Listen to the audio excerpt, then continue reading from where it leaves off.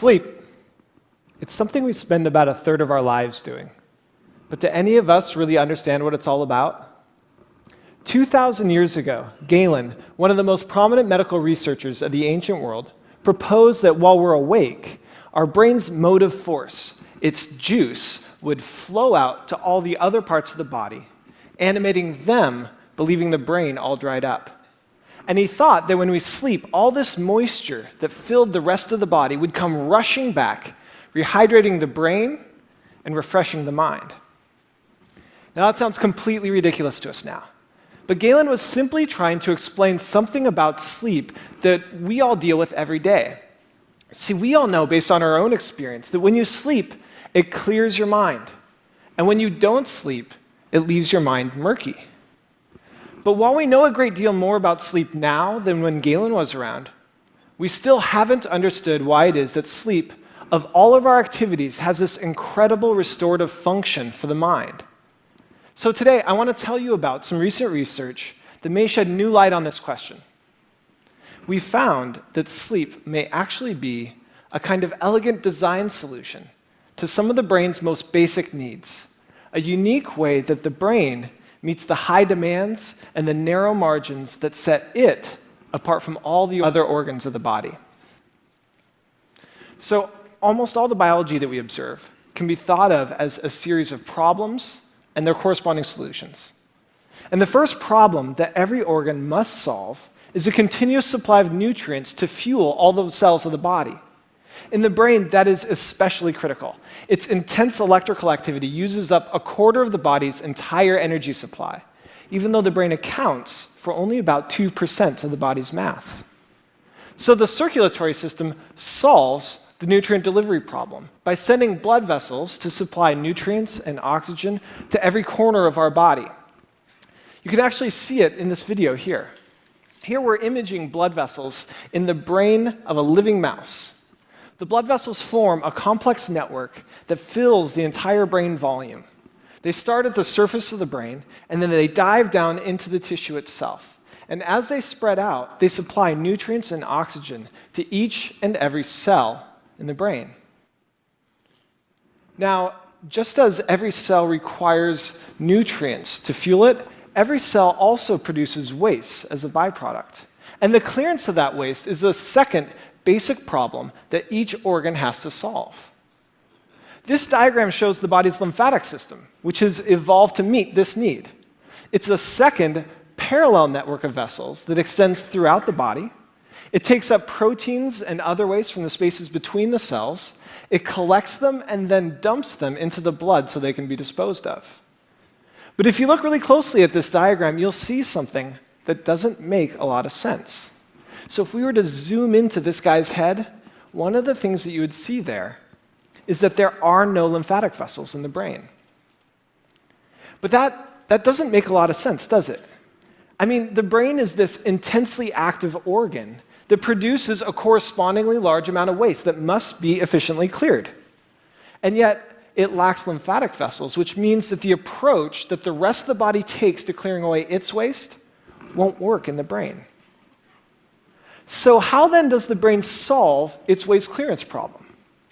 Well, that seemingly mundane question is where our group first jumped into the story. And what we found as we dove down into the brain, down among the neurons and the blood vessels, was that the brain's solution to the problem of waste clearance, it was really unexpected. It was ingenious, but it was also beautiful. Let me tell you about what we found. So the brain has this large pool of clean, clear fluid called cerebrospinal fluid. We call it the CSF. The CSF fills the space that surrounds the brain, and waste from inside the brain make their way out to the CSF, which gets dumped along with the waste into the blood. So in that way, it sounds a lot like the lymphatic system, doesn't it?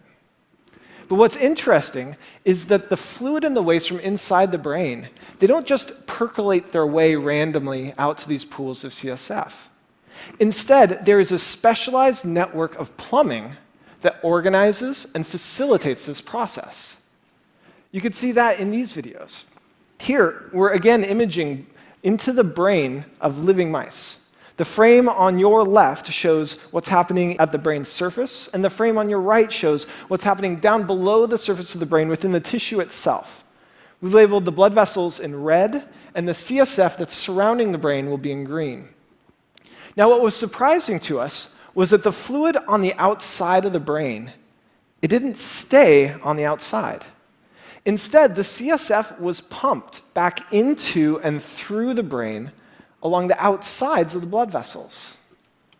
And as it flushed down into the brain along the outsides of these vessels, it was actually helping to clear away, to clean the waste from the spaces between the brain cells.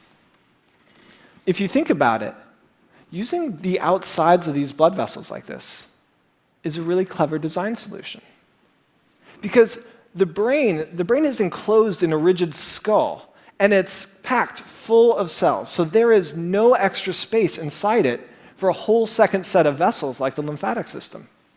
Yet the blood vessels, they extend from the surface of the brain down to reach every single cell in the brain, which means that fluid that's traveling along the outsides of these vessels can gain easy access to the entire brain's volume.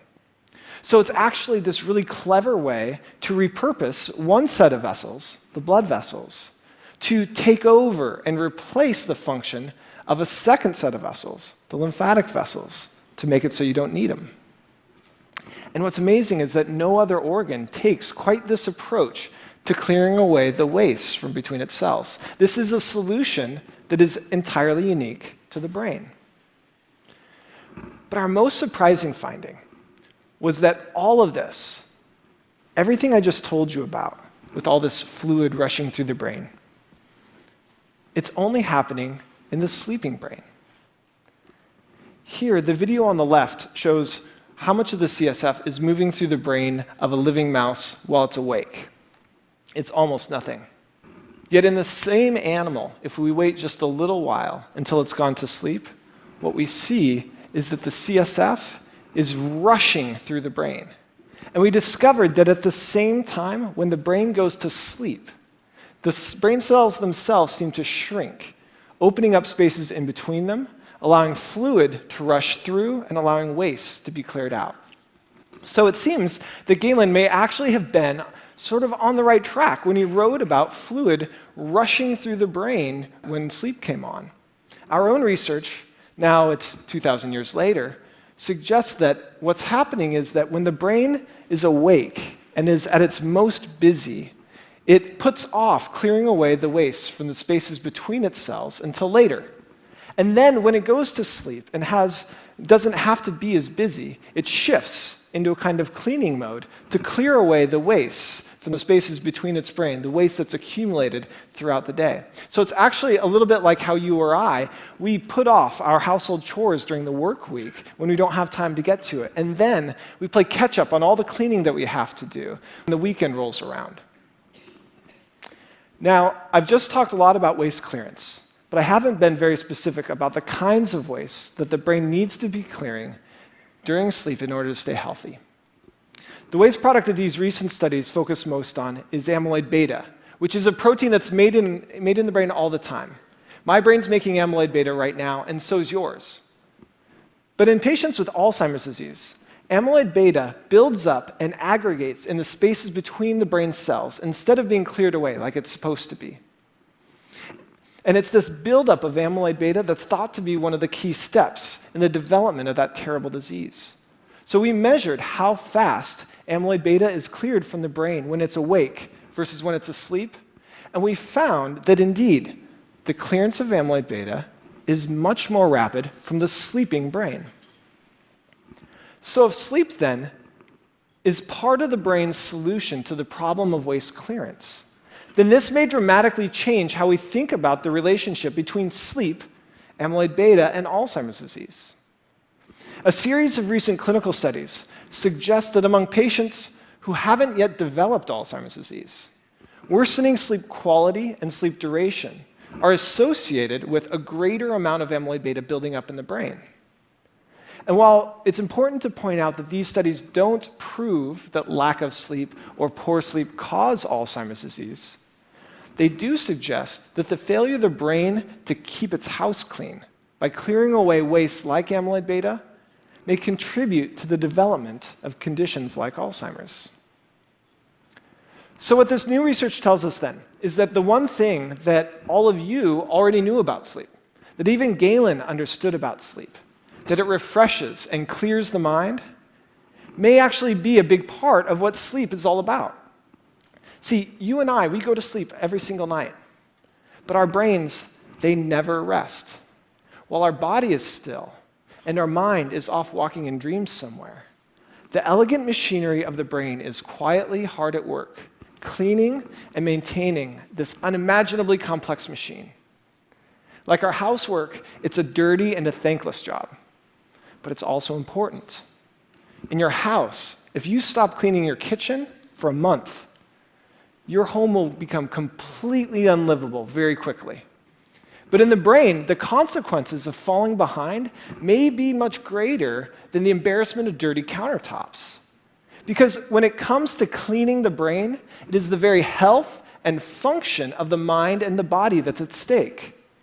Which is why understanding these very basic housekeeping functions of the brain today may be critical for preventing and treating diseases of the mind tomorrow. Thank you.